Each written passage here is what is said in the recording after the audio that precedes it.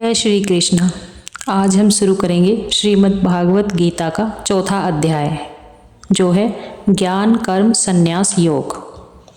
श्री कृष्ण भगवान अर्जुन से कहते हैं, हे अर्जुन, यह कर्म योग प्रथम मैंने सूर्य को सुनाया था।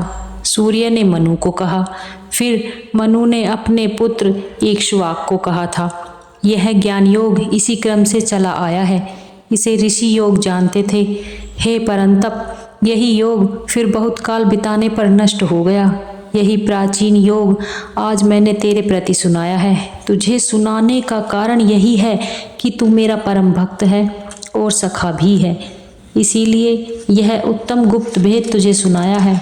यह सुन अर्जुन ने पूछा, हे कृष्ण, तुम्हारा जन्म पीछे हुआ है और सूर्य पुरातन है, फिर हम यह कैसे जान सकते हैं कि आपने यह कर्मयोग सूर्य को कब सुनाया था?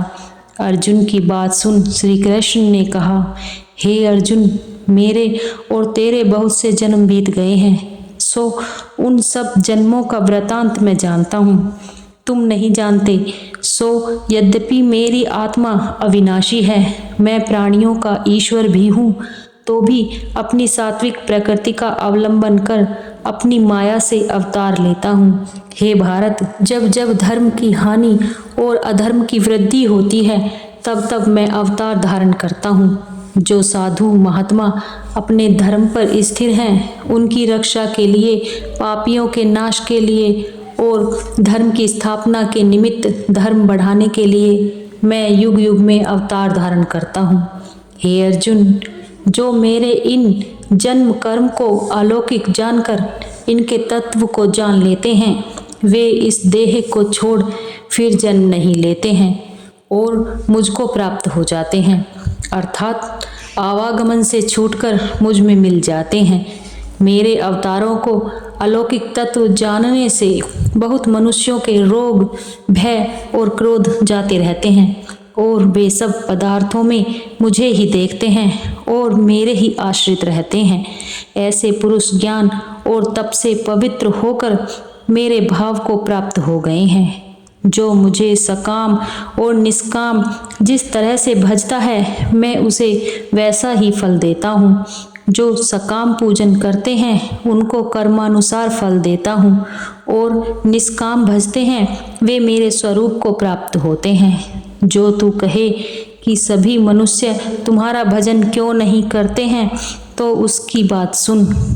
इस संसार में जो मनुष्य कर्म की सिद्धि को चाहते हैं, वे इंद्रादि देवताओं की उपासना करते हैं, क्योंकि मनुष्य लोक में कर्म की सिद्धि शीघ्र होती है और मेरी साक्षात सेवा से ज्ञान का फल स्वरूप जो मुक्ति है, सो कठिनता से मिलती है। ब्राह्मण, क्षत्रिय, वैश्य, शूद्र, ये चारों वर्ण अपने अपने गुण कर्म से मैंने ही बनाए हैं। यद्यपि इनका कर्ता अकर्ता मैं ही हूँ, तो भी मुझे किसी कर्म किए का लेप नहीं लगता, क्योंकि मैं अविनाशी हूँ और इनमें मेरी आसक्ति नहीं है।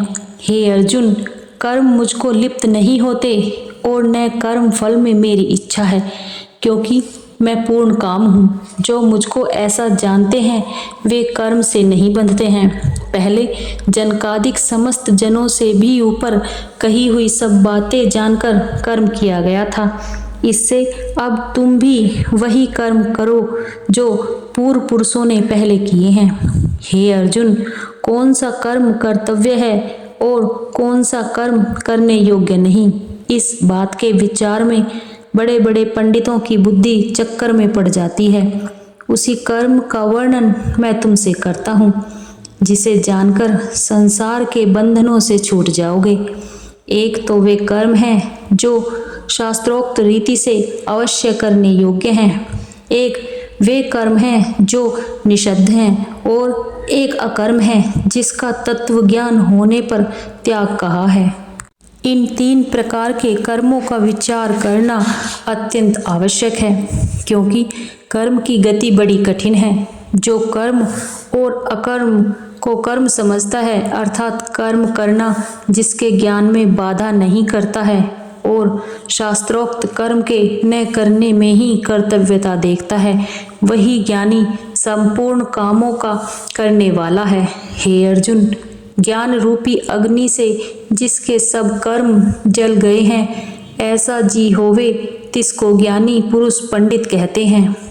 जो कर्म फल की इच्छा नहीं करता और न उसमें आसक्ति रखता है और सबका आश्रय छोड़ नित्य तृप्त रहा है, यदि ऐसा मनुष्य कर्म में प्रवृत्ति रखता हो तो भी वह कुछ नहीं करता है। जो संपूर्ण आशाओं को छोड़कर चित्त और आत्मा को वशीभूत कर सब संसारी झगड़ों से मुख मोड़कर केवल शरीर मात्र से कर्म करते हैं, वे भी कर्म बंधन से पीड़ित नहीं होते हैं। हे अर्जुन, जो पुरुष अपने आप मिली हुई वस्तुओं पर संतोष करते हैं, दुख सुख हानि लाभ से जिनके मन को वेदना नहीं होती है, जो मत्सरता रहित हैं, जिनकी बुद्धि सिद्धि असिद्धि में समान है, वे कर्म करके भी बंधन में नहीं बंधते हैं। जो भाई बंधु स्त्री पुरुष आदि की आसक्ति से छूट गया है और सांसारिक विषय वासना रोक रखी है और ज्ञान में जिसका चित्त स्थिर है, वह यज्ञ के लिए जो कर्म करता है उसके वे सब कर्म वासना सहित लीन हो जाते हैं। ब्रह्म के अर्थ और ब्रह्म ही हवि तथा ब्रह्म रूप अग्नि ये ब्रह्म ही ने दिया है। इस प्रकार जो जानता है अर्थात होम अग्नि श्रुवा हवि कर्ता घृत आदि सब सामग्री ब्रह्म स्वरूप हैं। जिसकी ब्रह्म कर्म में वृत्ति है वह अवश्य ही ब्रह्म को प्राप्त होता है। हे अर्जुन, कितने ही कर्म योगी श्रद्धा पूर्वक इंद्रादि देवताओं की पूजा करते हैं और कितने ही ज्ञान योगी ब्रह्म रूप अग्नि में ब्रह्म रूप से हवन करते हैं। हे अर्जुन, कितने ही ऐसे योगी जो अपने नेत्र कान आदि इंद्रियों को संयम रूप शब्दादि विषयों को इंद्रिय रूप अग्नि में होम देते हैं। कितने ही ऐसे योगी हैं जो कर्मेंद्रिय और ज्ञानेंद्रिय के कर्म को तथा प्राण अपान आदि देश प्राणों के कर्म को ज्ञान से जलती हुई मन के निग्रह रूप अग्नि में होमते हैं, अर्थात सब विषय वासना से दूर हो केवल ब्रह्म में लीन हो जाते हैं। जो अपने नियम में बड़े तत्पर हैं, उनमें से कितने ही द्रव्य दान के और कितने ही वेद का पठन पाठन रूप यज्ञ करते हैं। इतने ही प्राणायाम में लीन होकर और प्राण और अपान की गति को रोककर अपान में प्राण हवन करते और प्राण में अपान का हवन करते और कितने ही क्रम क्रम से एक एक ग्रास घटाते हैं। और ये जितने प्रकार के यज्ञ कहे हैं सो सभी पापों को नाश करते हैं। जो यज्ञ शेष हैं अमृत रूप अन्न का भोजन करते हैं, वे सनातन ब्रह्म को प्राप्त होते हैं। हे अर्जुन, जो यज्ञ नहीं करते हैं उनको न यह लोक न परलोक है। ऐसे बहुत तरह के यज्ञ वेद में वर्णित हैं। इन सब की उत्पत्ति कर्म है, इन्हें जानने से तेरी मुक्ति हो जाएगी। हे अर्जुन, द्रव्य यज्ञ से ज्ञान श्रेष्ठ है, क्योंकि जितने कर्म हैं वे सब ज्ञान में समाप्त होते हैं। तत्वदर्शी ज्ञानी लोग इस तत्व ज्ञान का तुझे उपदेश देंगे जब तू उनकी सेवा करेगा, हाथ जोड़ेगा, प्रणाम करेगा और अनेक प्रकार से पूछेगा कि इस संसार में मेरी मुक्ति कैसे होगी। हे अर्जुन, इस ज्ञान के प्रताप से तुझे ऐसा मोह फिर कभी न होगा और इसी ज्ञान से संपूर्ण प्राणियों को अपनी आत्मा में और मुझ में भी देखेगा। अब ज्ञान का फल सुन। जितने पाप जान अनजान से किए हैं, तिन पापों का जो फल दुख है, सो तिन दुखों से ज्ञान नाव में चढ़ के दुख सागर से पार जाएगा। हे अर्जुन, जैसे जलती हुई अग्नि काष्ठ को जलाकर भस्म कर देती है, वैसे ही ज्ञान रूपी अग्नि संपूर्ण मोह को जलाकर भस्म कर देती है।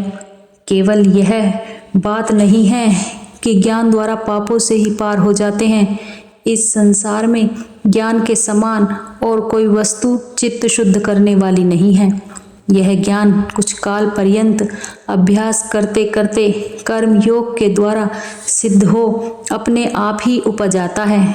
अपने गुरु के उपदेश में श्रद्धा वाले और ज्ञान की तृप्ति में तत्पर जितेंद्रिय पुरुष ज्ञान को पाते हैं और इसको पाकर फिर थोड़े ही काल में मोक्ष को पाते हैं। और जो अज्ञानी श्रद्धा रहित और जिनके मन में संदेह बना रहता है वे नष्ट हो जाते हैं। संदेह रखने वाले को न इस लोक का सुख प्राप्त होता है और न परलोक का। उसको सुख का नाम मात्र भी नहीं मिलता है। हे अर्जुन, ईश्वर आराधना रूप योग से जिसके सब संशय छिन्न भिन्न हो गए हैं, ऐसे आत्मज्ञानी पुरुषों को कर्म का बंधन नहीं होता है। कर्म तो केवल लोक संग्रह के लिए है। हे अर्जुन, इन ऊपर कहे हुए हेतुओं से तेरे हृदय में जो अज्ञान से संशय यानी संदेह उत्पन्न हुआ है, उसको इस ज्ञान रूपी खड्ग से काट डाल और युद्ध रूप जो कर्म योग उपस्थित हुआ है, इसके करने में संलग्न हो। जय श्री कृष्ण। ये शुरू करते हैं चौथे अध्याय का महात्म्य। भगवान बोले, हे लक्ष्मी, जो पुरुष गीता जी का पाठ करते हैं, तिनके छूने मात्र से अधम देह से छुटकारा पाकर विवेक को प्राप्त होते हैं। लक्ष्मी जी ने पूछा, हे महाराज, श्री गीता जी के पाठ करने वाले को छूकर कोई जीव मुक्त भी हुआ है? तब श्री भगवान ने कहा, हे लक्ष्मी, तुमको मुक्त हुए पुरुष की पुरातन कथा सुनाता हूँ। भागीरथी गंगा के किनारे श्री काशी नगर है। वहाँ एक वैष्णव रहता था। वह श्री गंगा जी में स्नान कर श्री गीता जी के चौथे अध्याय का पाठ किया करता था। उस वैष्णव के पास तप ही धन था। एक दिन वह साधु वन में गया। वहाँ बेरी के 2 वृक्ष थे। वह साधु उनकी छाया में बैठ गया और बैठते ही उसको निद्रा आ गई।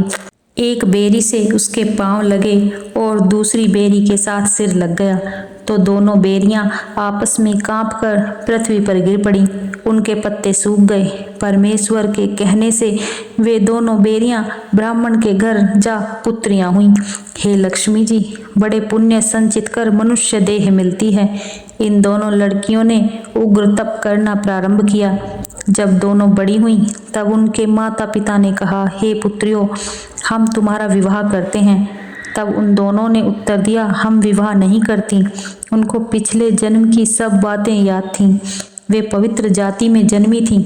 उन्होंने कहा कि हमारे मन में एक कामना है, यदि ईश्वर उसे पूर्ण करें तब बहुत भली बात है।